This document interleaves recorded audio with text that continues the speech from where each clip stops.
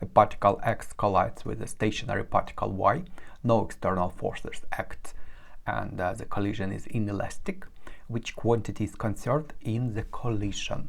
So it is given that no external forces act.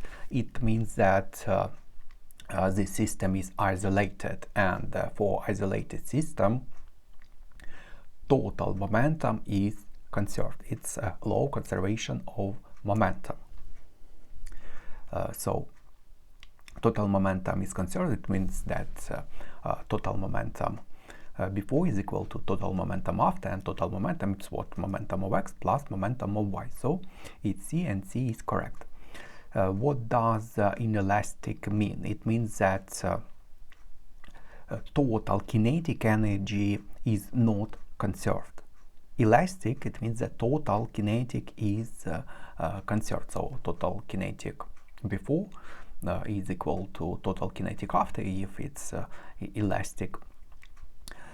Don't get confused. Total energy is definitely is conserved, and total energy before is equal to total energy after, and total energy before, it's what? It's total kinetic before, and total energy after, it's total kinetic after plus energy dissipated as heat or sound. So it's C, and that's all for this question.